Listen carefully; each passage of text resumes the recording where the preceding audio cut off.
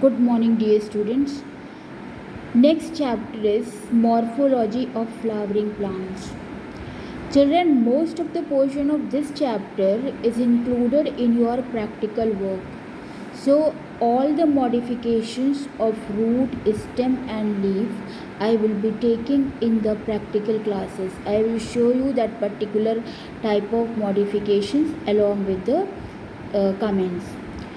Before that, you know that the morphology is the branch which is providing you the characteristics related with the external features of the plant. Morphos means external features, that it will provide you the color. Suppose that morphology of this flower, it is providing you the color. Then after that, morphological features in that how is the arrangement of sepal is there, how is the arrangement of petal is there. So these are all the morphological features. Now you know about the root and shoot system also, that root is derived from the radicle, shoot is derived from the plumule. And then after that, there are the various zones of maturation in the root system, that is the meristematic. Then other regions are there that I will be giving in the cell elongation, cell initiations and all. So I will be taking in the next class in the notes I will be providing you. You just go through with the book, it is very easy to understand. Then in that there is the in the root there is a tap root system and the fibrous root system, that also you would have read earlier, that in the tap root system extensive elongation of the primary root is there. Then after that it will give rise to the secondary root. From secondary root tertiary roots will come out. So this will be the primary root, this will be the secondary root, and this will be the tertiary root.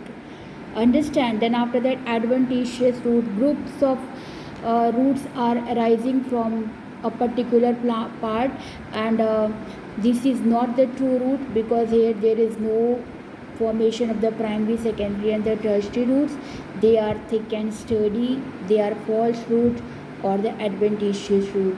So here in the leaf also, that arrangement of leaf on the plant is called as phyllotaxy. Then modifications we will be studying in the practical period. Now, as today we are going to start this portion, that is the flower.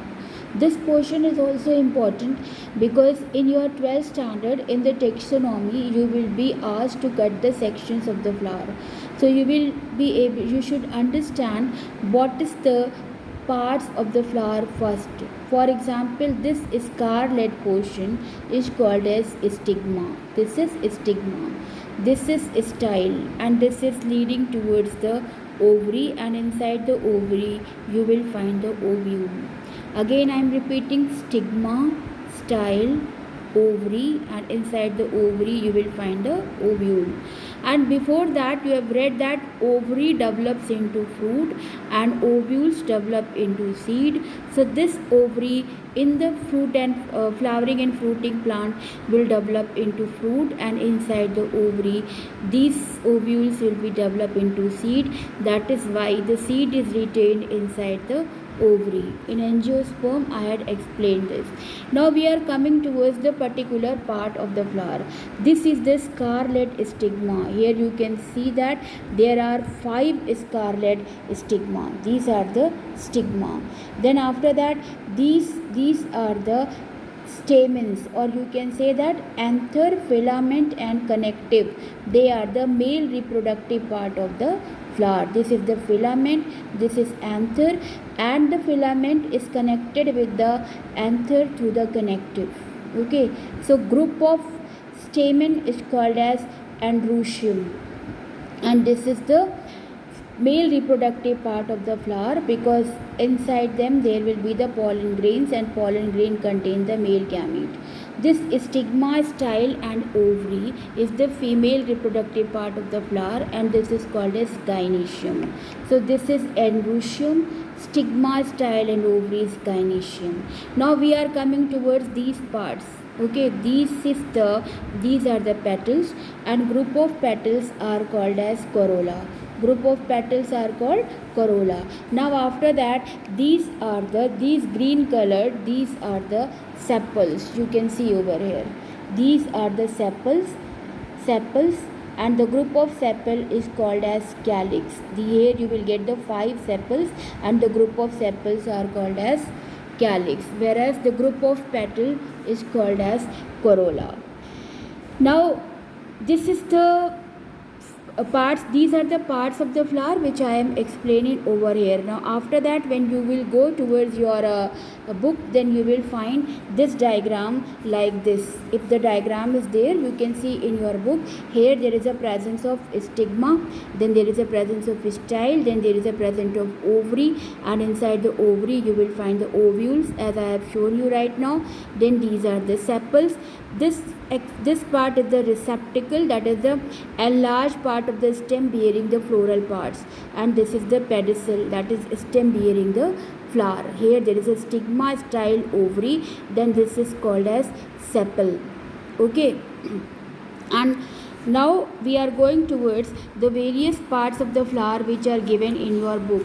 Already I have explained them. Then after that you can say that there is a part, the region where you can say that the ovules are attached and is usually more or less enlarged, and this is called as placenta, and the arrangement of the ovule inside the placenta is called as placentation.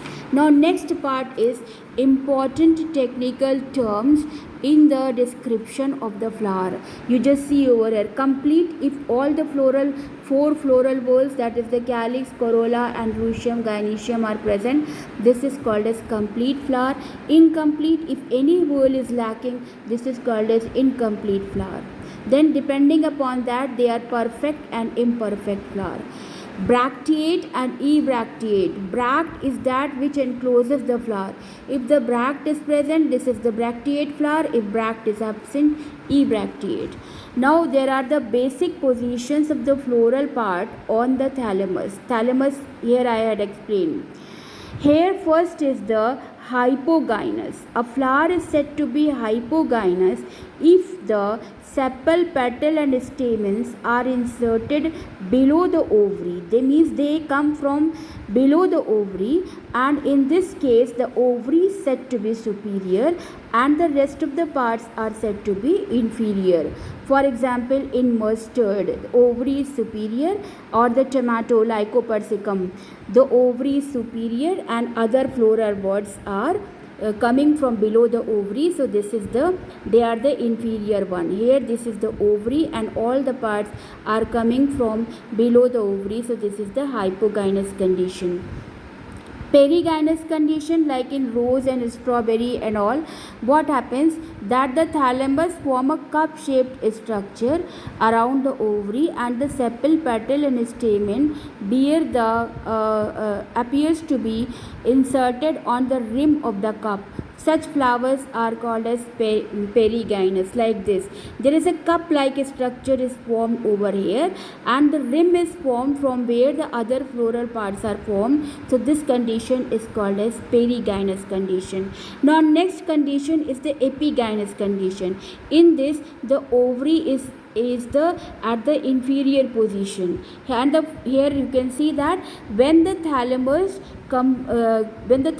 completely encloses the ovary and fuses with the ovary wall, and sepal, petal and stamen seem to arise above the ovary is said to be epigynous. In such cases, the ovary is inferior and the other parts are superior. So there are three conditions depending upon the ovary: hypogynous, perigynous and epigynous. Now here the flower symmetry is there. If the flower is divided into two equal parts having the mirror image of each other, this is called as actinomorphic condition. And children, in the class 12th, the actinomorphic sign is represented like this it is represented.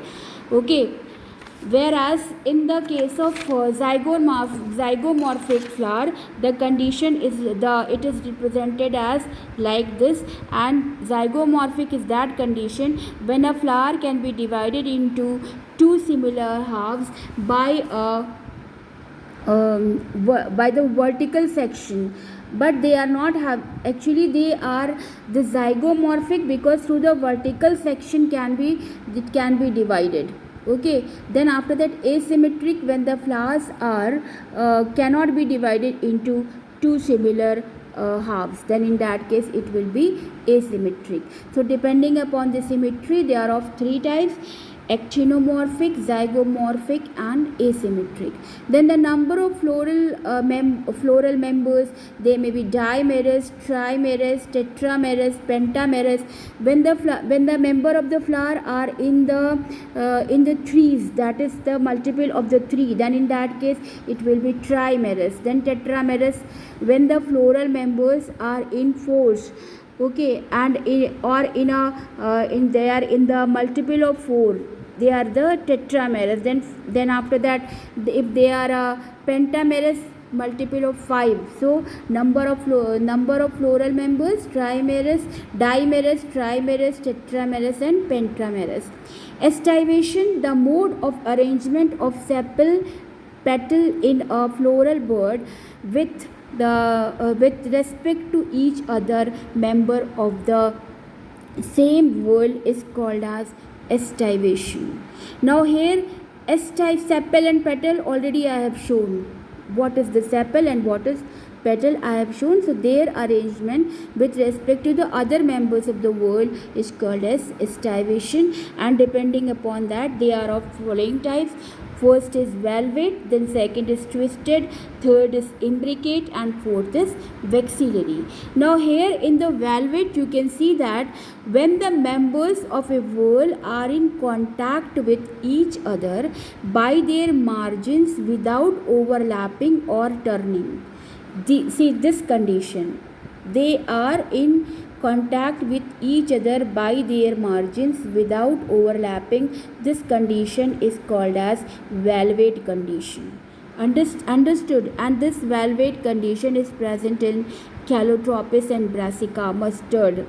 Then twisted or contorted, when the members of a whorl rolled up in such a way that one margin of the member covers a margin of the next member and the other is covered by the one before it. So in this case, this is called as contorted. Here there is or the twisted one. This condition is the twisted one. One margin is overlapped by the other one is with the former one. So this condition is called as twisted condition. Whereas the third one is the imbricate. Imbricate is the estivation in which one member of the whorl is exterior and one interior, and the rest three having one margin exterior and one interior. Here you can see the imbricate condition. Exterior, interior and other margins are exterior and interior. This is called as imbricate. Now after that, vexillary. Of the 5 petals, the posterior one is the largest and it is called as a standard, and nearly covers the 2 lateral petals which are called as wings, in which one overlaps with the other, overlapping this anterior one which is called as keel petal, and this type of estivation is called as vexillary. Here you can see it is present in the P. One zygomorphic flower I have at my home. I will show if I will get it to you. This one is the standard, these are the wings and these are the keel. So ultimately how many petals are there? 5. One bigger one standard, then after that 2 wings and 2 keels. So 2 plus 2 4 plus 1 5. This is the corolla arrangement of the P. This family is there in your course. In the next turn, if it will be included in the syllabus, I will be showing it to you, this type of vexillary type of corolla. So here estivation is of how many types? Valvate, then twisted, then imbricate, and then after that vexillary. So children, till here I have finished. You just please go through with that and ask your problem. Daily you ask your problem where you are finding, but I am sorry to say that there are certain students who are not even opening the video and seeing what has happened today in the class. If you will see all the videos together, will you be able to understand the concept stepwise? So this is my request to you that every day you see the video, and whenever you get the time you may ask your question. So in that case you will try to understand what the consistency is. Thank you.